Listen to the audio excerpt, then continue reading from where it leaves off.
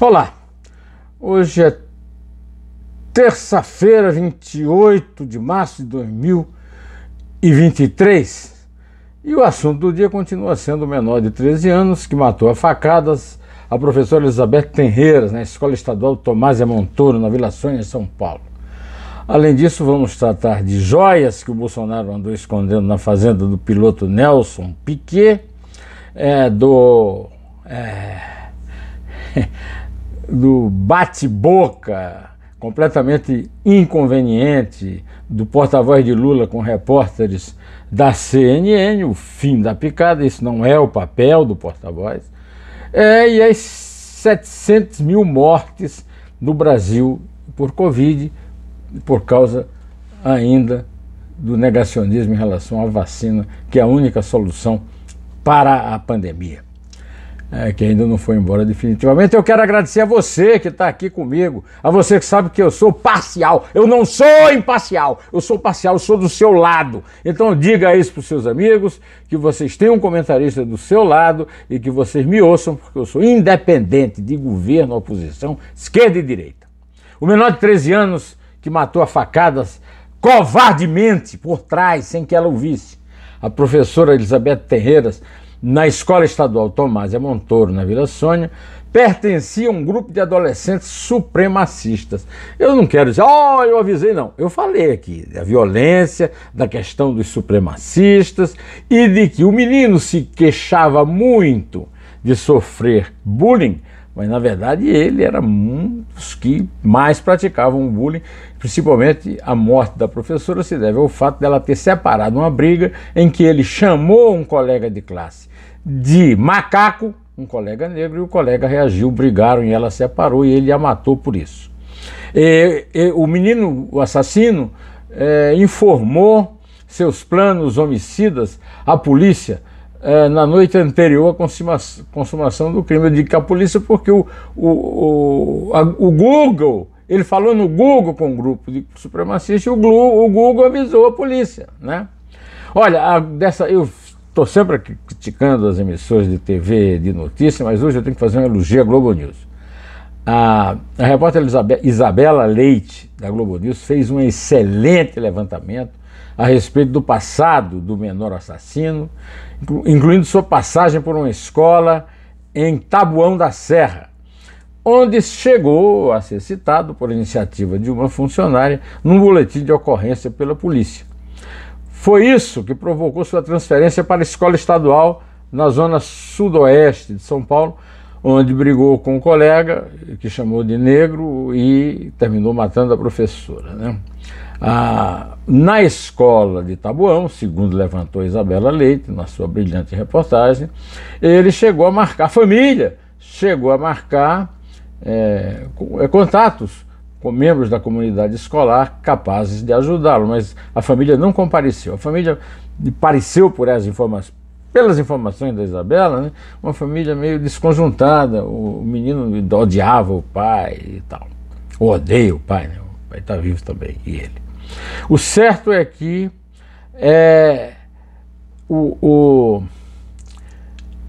na reportagem o menor aparece como um candidato ao crime, né? E esse BO poderia ter alertado a polícia, né? Não alertou. Na nova escola havia um procedimento marcado, mas para a tarde do dia do crime e com profissionais, não psicólogos, porque o governo do estado demitiu todos os psicólogos, não tem nenhum psicólogo, né, à disposição, e devia recontratar.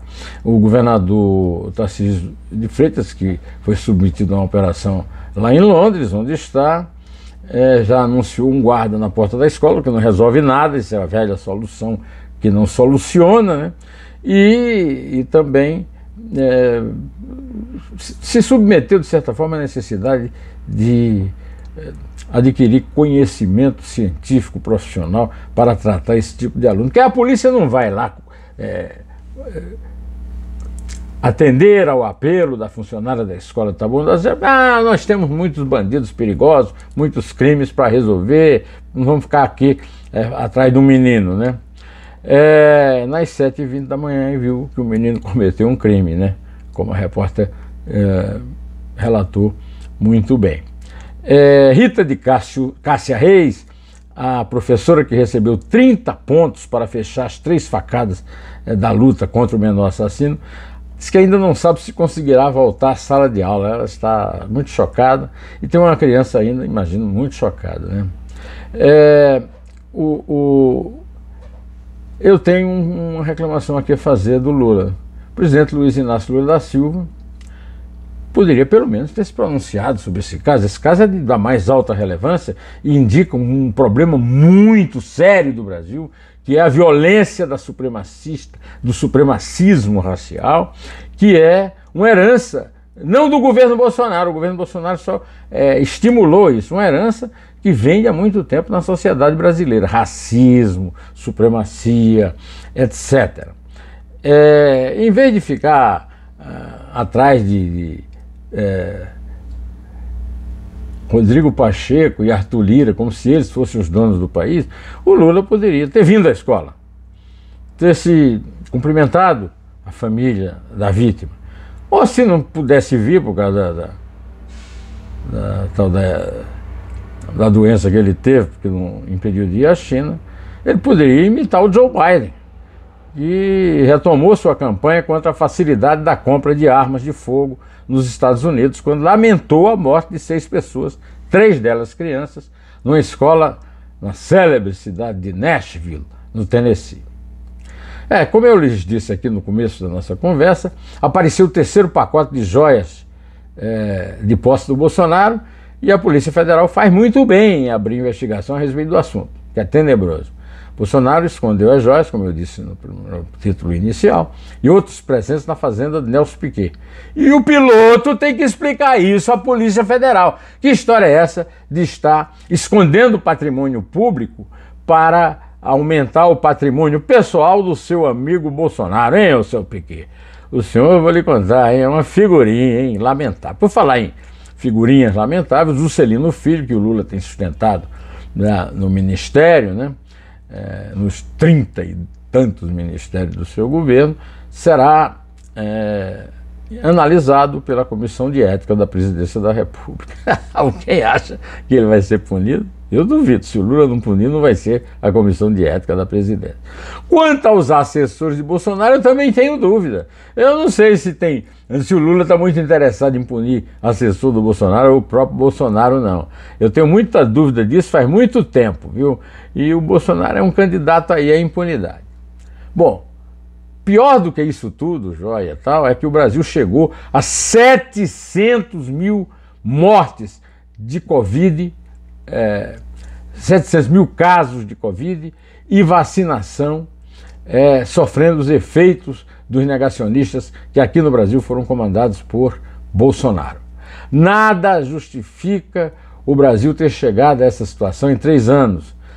11º em população e 5º em morte. Então é bom vocês ficarem atentos, porque os bolsonaristas que dizem o contrário deveriam responder na justiça e na polícia a essa mentira trágica. Eu também vou tratar de um assunto aqui meio chato, porque é um assunto ético da minha profissão.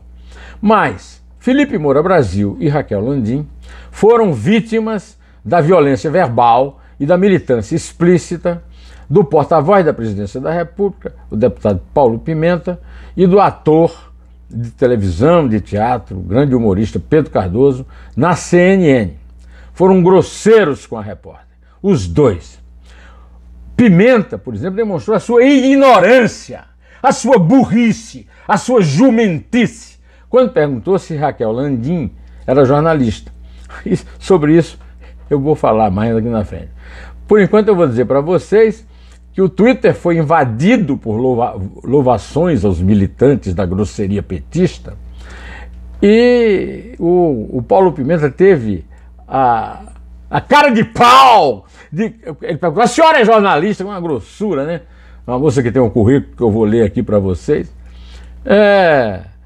Perguntar se é jornalista. Mas aí ela disse: eu sou jornalista formada pela Universidade de São Paulo. Aí ele disse: eu também sou jornalista, formado pela Universidade de Santa Maria. Você conhece aí algum grande jornalista formado pela Faculdade de Santa Maria? Pode ser até que conheça. Paulo Pimenta é que não é.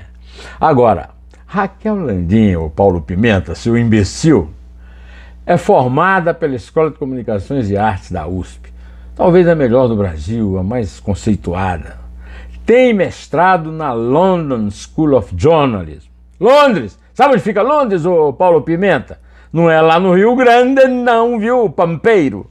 Bom, ela tem um currículo brilhante que não poderia ser ignorado por um sujeito que diz que é porta-voz do presidente da democracia do amor, o presidente que acabou com a tirania do ódio.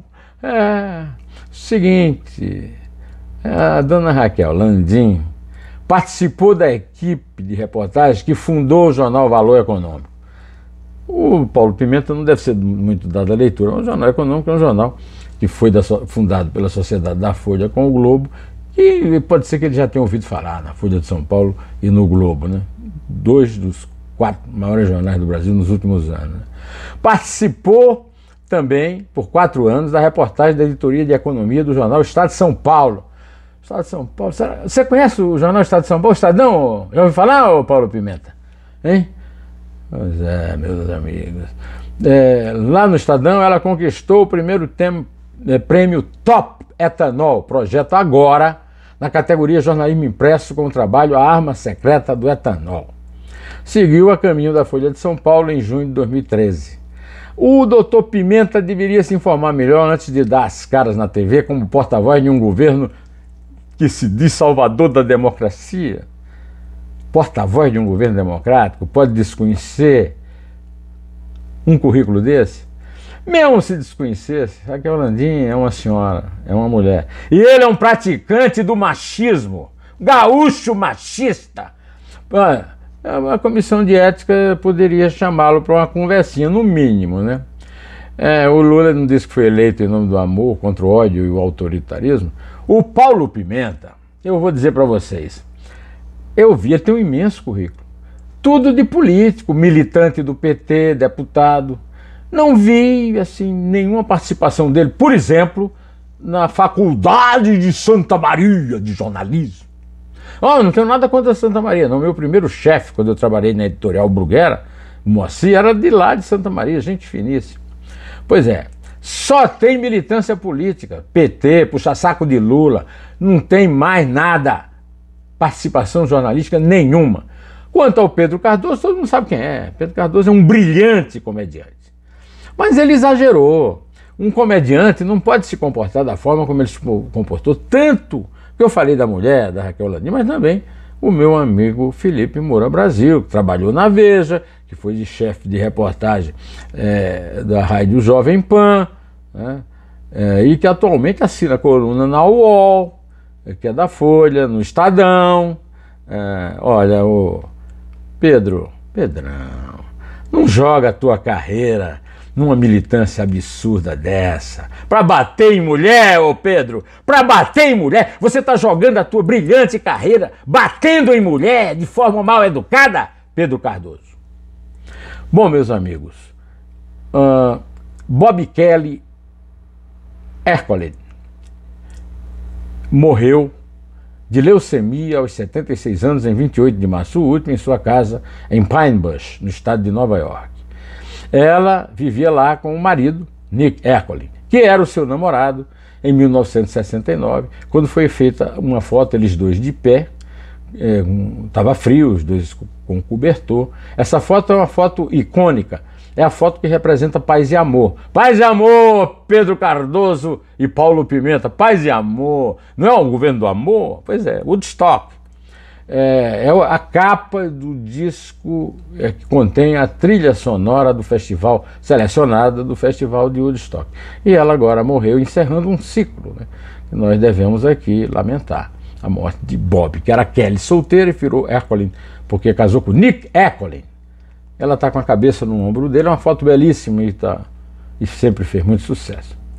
Eu convido você, como faço sempre, para ver a Neumann Entrevista com o jurista Roque Cittadini, decano do Tribunal de Contas do Estado de São Paulo.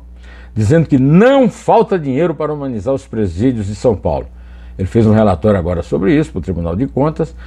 Sim, uma melhor gestão pública. E tem também um dois dedos de prosa com o ex-ministro do Trabalho, que foi advogado do Lula no Sindicato dos Metalúrgicos, Almir Pazianotto Pinto. Em vez de socorrer os miseráveis, o PT, adotando o populismo de esquerda, gasta muito mais desperdiçando verbas públicas. Anote isso aí. Mas vai ver lá, tanto a entrevista como dois dedos de prosa. Por enquanto eu vou ficando por aqui, direto ao assunto. Em té.